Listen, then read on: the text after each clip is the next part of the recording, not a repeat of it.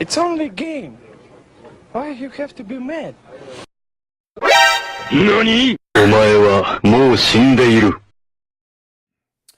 What's up, guys? This is Lotus from Morse Hobby Media, just doing my SHOT Show 2019 video. I actually did not go this year. It's not something that I was able to make it out to. A bunch of my friends did, and of course, we have a plethora of influencers and YouTube celebrities to provide us with content. Though I would imagine a lot of them are traveling right now, or recovering from the SHOT Show crud, or maybe they're just editing their videos. But there hasn't been all that much. So in the attempt to jump on the bandwagon of the cool videos to be putting out right now, I want to put out one, like I said, with SHOT Show 2019 and the fun toys that we got in the airsoft hobby. First of all, I want to do good, bad, and then I'm going to do honorable mention as well. Just this is my personal preference. Obviously, yours are going to be a little different than mine. So here we go. So the things that that I thought were the coolest at SHOT Show 2019 is the first of all the new EPM1 from PTS. That is it's a new M4 polymer magazine. It's the big thing about it is it's a 200 plus round capacity mid cap, which if we take a look at the most common mid caps on the market right now are 150 to 170 if you have them properly broken in, and then the current EPM, it's about 150 to 170, and it's $20. It's about 13 cents a BB. So these will probably come out to about 27, maybe $30. Hopefully it's not 45. They're charging a premium because they're the first 200 rounder on the market. I would expect more to follow, more 200 round mid caps, that is, to follow pretty soon. There is a side benefit of a lot of the old features that the EPM, the standard EPM had, like the slim design and the grip, the ability to shave a little bit to make the mag fit the mag well. So that's kind of cool stuff. The ability to see how many rounds are actually in the magazine still. That's kind of cool too. So yeah, that's probably going to be, if I buy anything from the new stuff that came out from SHOT Show, a complement of these bad boys to go with my my M4 will be it. I'm going to put links to videos of people describing these products below, or in the description or wherever. The video that probably does it best is Spartan 117 GW. He has a video that talks about the EPM and EPM1 and other things. Next kind of thing that I haven't gotten into, and I know it's been around for a little while, is the Titan Power batteries. They're interesting in that they are a little safer than the LiPo batteries, the lithium polymer batteries. And the video that I've linked is Jet talking about why they're different. And Jet the Desert Fox does a really good job of going over the different sizes, the different complement of batteries that you might want for different styles of replicas that you want to put them in. They seem to have a little bit higher shot count per battery than your standard 10G or whatever battery. So those are pretty cool. And as my current LiPo batteries die, I'll be replacing them with these Titan batteries as a better, safer alternative, I guess. And yeah, and again, I know that those aren't really new. I know that they've been out for a little while, but it is what it is. It was something that I caught my eye.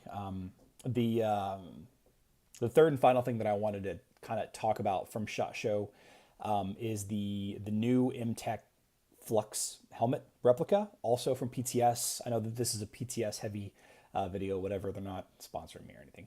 But eHouse from Gun Gamers talks about the benefits and why it's a cool helmet, and some of the features about it. A lot of the other people that did videos on this helmet didn't really touch on a lot of the specifics, and I thought he did the best job of going over why it's a cool helmet. Of course, if you don't know what the Mtek Flux helmet is, it's a pretty cool, real helmet that it's been kind of on the bleeding edge of helmet technology. And I'm not much of a helmet guy, but this one Looks fun. I probably won't get it myself, but it seems to be, a pretty hot thing, and I kind of like the look of it. I kind of like the look of some of the accessories that are already out there. So cool. I'm looking forward to that. Some of the things that people seem to be really excited about that I didn't really find exciting at all is the quote unquote gun of the year, the new AEG MP7 by VSE, and I just don't get the excitement behind this gun. It's an MP7, which is the correct scale, which I think is about the only thing distinguishing it from Okay. the original Tokyo Marui AEG. And of course, KWA put out a gas blowback variant a little while ago, and there's a couple off brands that made it, that you could smuggle into the US if you really wanted to. But I just don't think that it has enough difference from the previous models to really warrant the gun of the year title, which whatever that ends up being, if that's even a thing. Do people hand out awards for that? I don't know. But I think people are very excited about it, and I'm not sure why. It's a cool gun. It's Navy SEALs, woo. But buddy of mine's got the TMMP7 with an HPA kit dropped in it, and it kicks ass. Probably won't replace it. And it's VFC. Probably going to be the best person to make it. A new version of an AEG, probably with with the trades and everything. VFC does really good with their externals, but it's probably going to be 400, 450. It's in the SMG world, I don't think it's necessary, especially since they all kind of shoot the same. The other kind of cringy thing, the thing that I don't really like at all, is the SIG announcement. SIG announced that they're pulling all their licenses from all the manufacturers, and they're going to bring their manufacturing in-house. Two things that really concerns me about this is one, the OEM is an unknown, and it's an intentionally unknown, so it could be garbage. It could be great. Who knows? We'll see.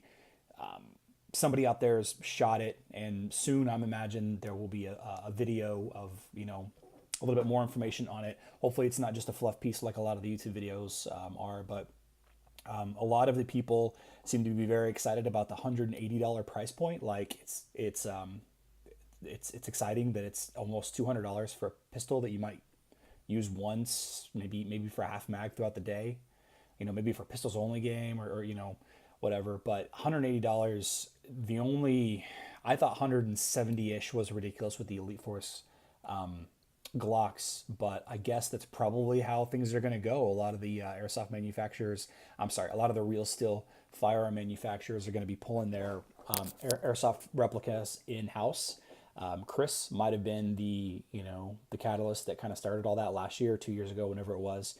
But they had a really great representative of the airsoft world in Airsoft GI Tim, now Crytek Tim or Chris Tim or whatever you want to call him, as kind of a sounding board for what works and what doesn't work in the airsoft hobbyist world. And I'm not sure that SIG has that. So $180 unproven pistol with an unknown OEM. It's interesting. One of my best friends is going to buy one because he loves his SIG real pistol, and I'm excited for him to get it and to check it out. Again, I've got some videos for all of this stuff linked below.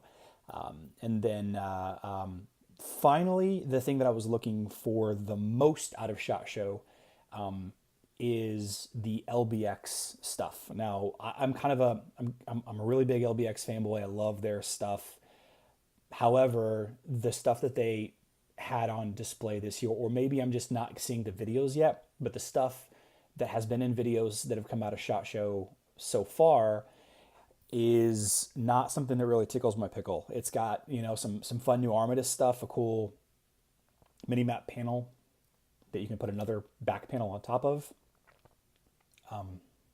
That's kind of cool, I guess. The front panels, there's one or two or three new ones, which it's kind of cool. There's a lot of custom gear manufacturers out there that if they're looking for more tailored options, that might be a better alternative, especially considering LBX seems to have a problem keeping their panels in stock on their website, having to shop elsewhere for that kind of stuff. It sucks. And then having the Armistice back panel attached to the outside of your duffel bag, I'm not sure how convenient that really is. Bo, I love you, but I was hoping for more stuff like that. I don't know. I'm still probably going to spend a lot of money with LBX this year, but you know, it is what it is. So, like I mentioned earlier, there is probably a lot of people recovering from that SHOT Show crud. There's probably a lot of people editing their videos, and I only follow a small, maybe dozen or so YouTubers that that actually went, and I haven't really seen that much content put out. So hopefully, in the next week to 2 weeks, we'll get a lot more content on the cool replicas and gear geared towards our hobby, that we can kind of sink our teeth into, and as products become available, and a lot of this stuff might not even become available, it might just be prototypes, but as this stuff becomes available over the course of the next year or two, we'll see how it goes.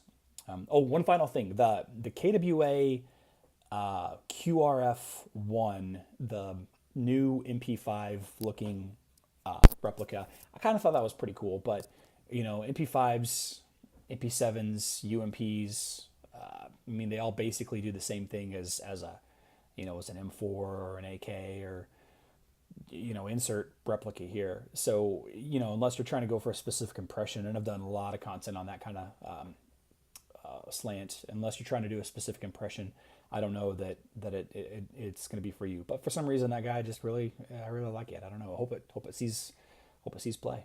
But all right, this has been Lotus from Worst Hobby Media. I'll see you guys soon.